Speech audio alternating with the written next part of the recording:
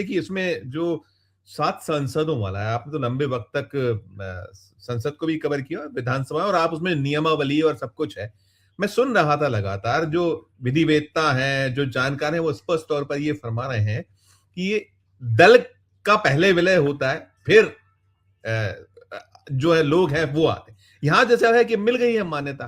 तो ये राजू जी ने बहुत स्पष्ट तौर पर सारा पंजाब का सीन क्रिएट किया कि वहां जैसे बंगाल में दिक्कत है, क्योंकि बंगाल पे अगले चरण में मुझे बहुत सारी बातें करनी है।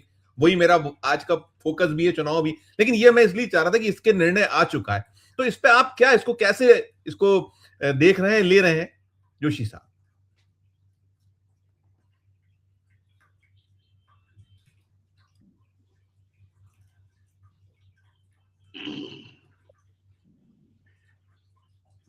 देखिए राजीव जी, पहली बात तो मान के चलिए कि हमारी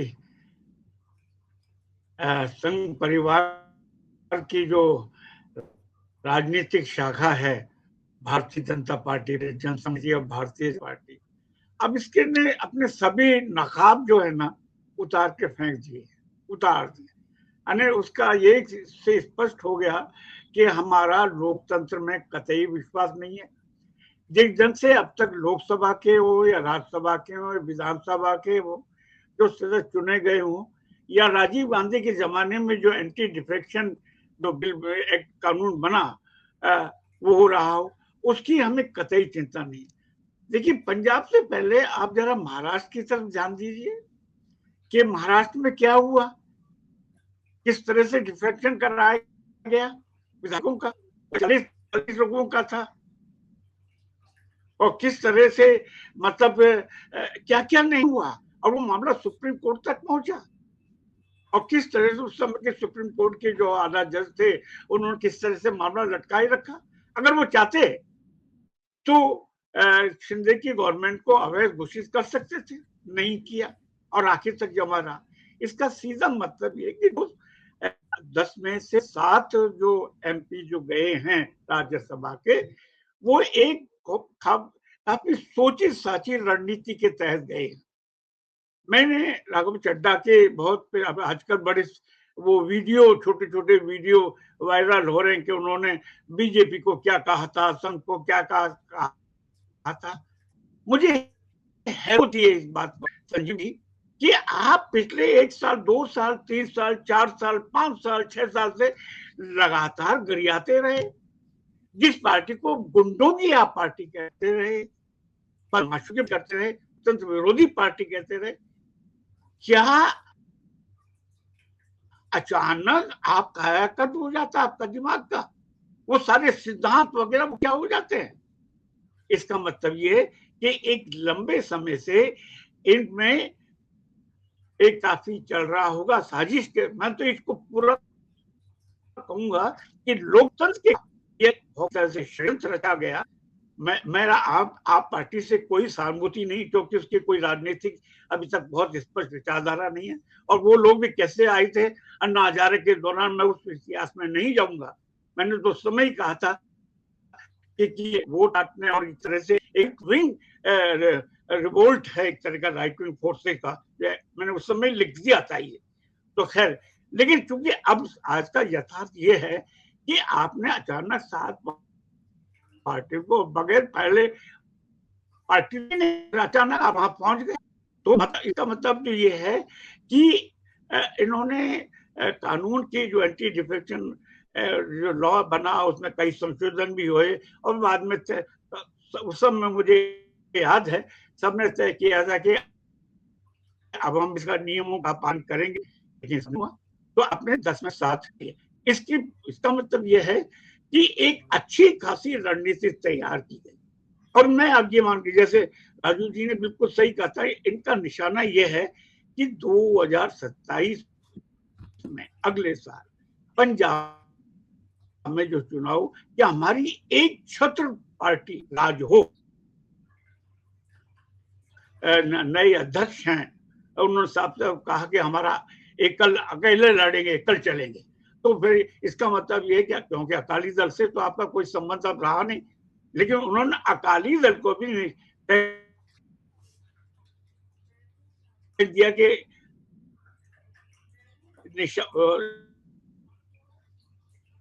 संकेत दे दिया कि हम आप जोशी जी आवाज कट रही है, शायद आवाज कट रही है, जोशी जी की आवाज कट रही है। पंजाब जोशी जी अब आ रही है, आवाज आ रही है, आपकी आवाज कट रही है, आप दूर होइएगा, आप दूर पीछे होइएगा, पीछे होइएगा, पीछे होइएगा, थोड़ा दूर से बोलिएगा, पीछे होके बोलिएगा। आवाज अब आ रही, अब आ रही। हाँ पीछे तो एक बात तो स्पष्ट हो गई है कि हाँ, तो मैं यही कह रहा था कि पश्चिम बंगाल के बाद तो पर करेंगे, लेकिन जो अगले साल जो चुनाव होगा तो असली निशाने पर अब पंजाब के इसमें हमारा एक छत्र राज हो जाए। और मुझे जो डर लग रहा है, हो सकता है मेरा डर निर्मूल हो, लेकिन डर ये लगा कि कहीं ये चुनाव से पहले पंजाब में विधायकों में तोड़ फोड़ ना करें। जी, उसमें कहीं ऐसा बहुत तेजी के अन्य मुझे इसकी आशंका लग रही है। इसके प्रति आप पार्टी कितनी सावधान है, मुख्यमंत्री मान साहब कितने सावधान है, ये तो वो जाने, लेकिन ये संकेत अच्छे नहीं है। और ये अरविंद केजरीवाल जी, लेकिन ये है कि इनको थोड़ा सबक मिलना ही था, क्योंकि इनके पास एक स्पष्ट नीति होनी चाहिए, और विदेश नीति होनी चाहिए, आर्थिक नीति होनी चाहिए। कम से अभी तक इतने साल से वो आप दिल्ली में राज कर रहे हैं, इसके बाद आप पंजाब पहुंच गए, तो आपका एक साफ सुथरा एक वो तो होना चाहिए। अभी तो बहुत कंफ्यूजन है उनको, माने इनके बारे में ये भी इंप्रेशन रहा पार्टी के बारे में, अब शायद नहीं हो, कि वोट कटवा पार्टी। जिस समय गोवा में इलेक्शन हो रही तो मैं उस समय वहां था, और कह रही थी कि अगर आप पार्टी नहीं होती तो कांग्रेस पार्टी सत्ता में आ जाती, ये साफ साफ है। तो इसका मतलब कि उन्होंने वो बाकायदा वोट काटने की मशीन में रोल निभाया। इस ध्यान देना पड़ेगा। आप अपनी अब वो अन्ना हजारे के दम पर तो आप सत्ता में आ गए पब्लिक, लेकिन अब इससे आगे नहीं चलेगा।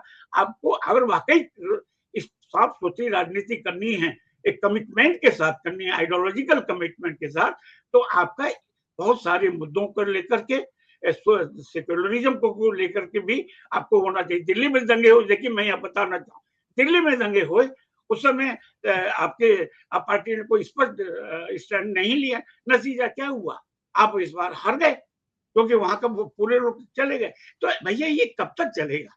इसका फायदा बीजेपी ने उठाया कि उसने सेंधमारी शुरू कर दी, और बहुत बड़ी बात है कि 10 में से 7 MP राज्यसभा के अपर हाउस के आप अकेले उनको माने उनका अपहरण कर लेना और आपको सेंधमारी कर लेना और पता नहीं लगना, मैं समझता हूँ एक लोकतंत्र के सेहत के लिए अच्छा नहीं है।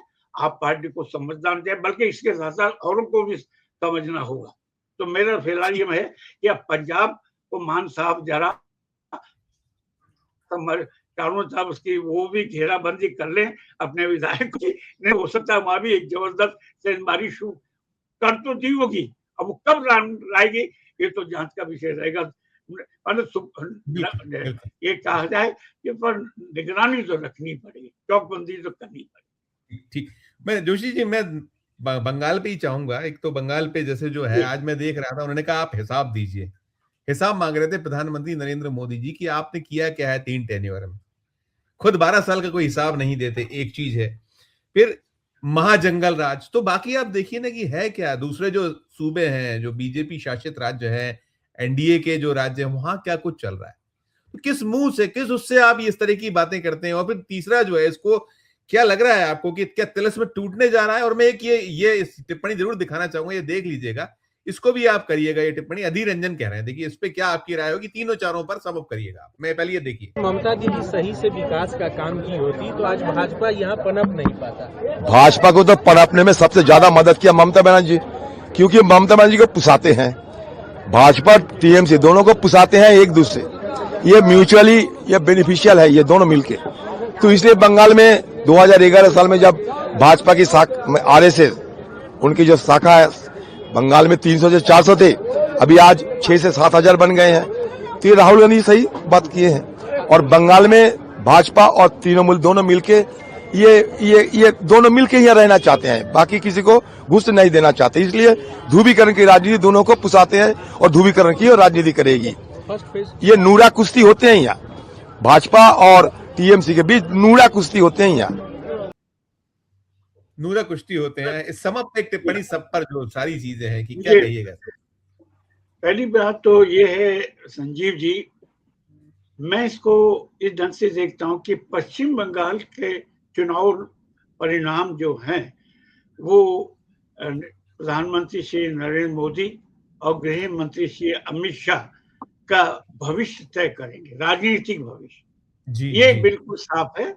अगर Agree. पश्चिम बंगाल में भाजपा हारती है या जीतती है, इसका इमीडिएट सबसे बड़ा जो असर होगा वो ये जो गुजरात के जो दो लोग हैं उन पर पड़ेगा। पहली बात तो ये है। इसलिए श्री नरेंद्र मोदी और अमित शाह के लिए ये राजनीतिक रूप से जीने और मरने का सवाल बन चुका है पश्चिम बंगाल का चुनाव। पहली बात ये। दूसरी बात ये कि वो इसको किसी भी हद तक, किसी भी, जैसे बोलते हैं शाम दाम दंड भेद, वो इससे जीतना चाहेंगे और इसके लिए उन्होंने सारी मशीनरी झोंक दी है। इसके बारे में आप हम सभी जानते हैं। मैं अभी थोड़ी देर पहले वीडियो यहाँ आने से पहले वीडियो देख रहा था कि कल बंगाल में एक जगह एक खाली ट्रक पकड़ा गया है और टीएमसी के लोगों ने पकड़ा और वो खाली ट्रक कहाँ खड़ा हुआ था, स्ट्रॉन्ग रूम के सामने। तो सवाल उठा कि वो कहां से उठा और वो उस पर फिर बावेला मचा। तो वो पहले ड्राइवर नहीं आया, ड्राइवर को फिर बुलाया गया कि साहब ये, वो पहले तो खोले नहीं, खोले तो फिर वो कि साहब ये तो खाली है, उसमें कालीन बिछा हुआ था और रेड कारपेट, उसको पहले तो बड़ी मुश्किल से उसको उसने समेटा। कोई था जो सवाल उठा कि वो यहाँ कैसे स्ट्रॉन्ग रूम के सामने। तो फिर बार बार पूछने पर एक उसने बताया कि साहब ये उसमें खाली ईवीएम मशीनें हैं, वो रखनी थी। तो कौन सी मशीनें थी, किसने ऑर्डर दिया? जो दो तीन लोग साथ की हुई भी मतलब इसका जवाब नहीं दे सका। तो लेकिन जो टीएमसी के जो दूसरे वर्कर थे बूथ लेवल के, उन्होंने कहा कि अब वो हम यहाँ से इसको हटाइए और हमें बतलाइए कि किसने ऑर्डर दिया, ये लिखित चीजें हमारे पास होनी चाहिए, हम ये चलने देंगे। इसका मतलब ये है कि बीजेपी जान रही है कि पहले चरण में जो उसे उम्मीद थी कि हम इतना पालेंगे, जैसा कि अमित शाह ने तो कहा है कि 110 सीटें हमारी आएंगी, क्योंकि लग नहीं रहा है। तो ऐसे हालत में उसने ये इंतजाम करना शुरू कर दिया है। तो लेकिन ये है कि इसको लेकर के मैं कहता हूँ कि पश्चिम बंगाल को बिहार नहीं मानना चाहिए। पश्चिम बंगाल में फिर वायलेंस होगी, क्योंकि पॉलिटिकली काफी जागरूक है। जहां 32 साल 34 साल लेफ्ट का शासन रहा हो और वो उसको एक अलग पता, उसमें मैं नहीं जाऊंगा, लेकिन राजनीतिक रूप से काफी चेतनशील है। तो उसको हम, और दूसरी बात ये है कि बिहार के ये पश्चिम बंगाल के जो ग्रामीण पश्चिम बंगाल है, वहां के जो किसान हैं वो बिहार की तरह नहीं है। जो खेतियर या जो एग्रीकल्चर लेबरर है वो बहुत मिलिटेंट है, पॉलिटिकली काफी जागरूक है। वो लेफ्ट भी हो सकता है, कांग्रेस का भी हो सकता है, तो सब। लेकिन एक बात सच है कि ममता बनर्जी के जितने भी मैंने भाषण सुने, उनके एमपीज के भी सुने, उन्होंने एक तो है कि बंगाल की अस्मिता को जगा दिया। पहली बात, माँ माटी मानुष तो उनका एक पुराना नारा है, लेकिन जो बिहारी नॉन बिहारी जिसके हिंदी वाले और बंगाल की जो संस्कृति का जो उन्होंने चलाया है और वो बहुत लोगों तक पहुंच गया है। यहाँ तक कि जो भद्र लोग की, जो कलकत्ता के जो भद्र लोग मानते हैं या इंटेलेक्चुअल क्लास मानते हैं, वो भी जानने लगे कल को अगर बीजेपी आ जाएगी तो हमें हमारी संस्कृति, हमारी, ठीक है हमारी ममता बनर्जी से नाराजगी है क्योंकि 15 साल से वो है, लेकिन इसका मतलब ये नहीं कि हमारी संस्कृति तुम्हारे पास है। तो फिर जैसा कि अभी कहा गया कि इन्होंने पोलराइज करने की, बीजेपी के पास तो एक ही हथियार है, देखिए वो पश्चिम बंगाल में ही नहीं हर जगह के लिए वो कोशिश तो कर रहे हैं, तमिलनाडु में भी, लेकिन वहां हो नहीं पा रहा क्योंकि जो द्रविड़ चेतना है वो वहां के लोगों में वो चेतना नीचे तक उसके डीएनए में द्रविड़ संस्कृति वो आर्यन संस्कृति वर्सेस द्रविड़ संस्कृति और द्रविड़ संस्कृति का बड़ा अपर हैंड और पेरियार के जमाने से बीजेपी वहां कभी सफल नहीं होगी। ये तो बात आप लिख के रख लीजिए। 2-4 सीटें मिल सकती हैं, इससे ज्यादा केरल में कमी नहीं होगी आपके। तो ऐसी हालत में वो जानते हैं कि पश्चिम बंगाल में जैसा कि अभी कहा राजू जी ने कि 77 सीटें मिली थी, लेकिन घट करके वो 67 पे आ गई। कई लोग हार भी गए बाई इलेक्शन में। कुछ कि उनके पास अगर वो पोलराइज नहीं करें हिंदू मुसलमान के नाम पर, घुसपैठिया के नाम पर, तो वो बेचारे उनके पास कोई विकल्प है ही नहीं, कोई अल्टरनेटिव है ही नहीं। तो वही, लेकिन इसका तोड़ ममता बनर्जी और उनके जो है एमपीज हैं, और कौन सी वो फिल्म अभिनेत्री और एमपी भी है लोकसभा की, और उसने, मैं कल देख रहा था, उसने तो हनुमान चालीसा, इसके बाद वो उन्होंने कुरान के कुछ बातें, बाइबल की बातें गा करके सुनाई। अभी इसके तो कोई काट नहीं है, ये मान के चलिए। मेरा ये मानना है कि चाहे कुछ भी कर लें, टीएमसी की एज है। मैंने काफी लोगों से बात की है, 3-4 दिन लोग हैं मेरे, वो कुछ प्रोफेसर दोस्त हैं, कुछ जर्नलिस्ट दोस्त हैं, उन्होंने कहा कि ये सब मान रहे हैं कि सीटें कम हो सकती है, इतनी विद रिड्यूस मेजॉरिटी जिसे अपन बोलते हैं वो। लेकिन कुछ का तो ये कहना है कि ये 100 भी क्रॉस नहीं करेंगे। ठीक, तो यानी टीएमसी वापस आ रही है। अगर देखिए, इसके साथ साथ लोगों का ये भी कहना है कि अगर मान लीजिए जैसा कि उन्होंने बिहार में किया, अगर मान लीजिए बीजेपी ऐसी जबरदस्त रिगिंग करती है घोटाला पर, उसके बाद पश्चिम बंगाल जो है ना शांत नहीं रह सकेगा, अशांत रहेगा। और नहीं, बिल्कुल बिल्कुल जोशी सर देखिए इसमें नहीं ये हुआ। देखिए वो कह रहे हैं, अमित शाह कह रहे हैं, देखिए आप बिल्कुल चिंता ना करें, वो जो सीएपीएफ है वो 6 महीने आगे रहेगी, आप चुनाव के बाद रहने वाली चिंता ना करिए।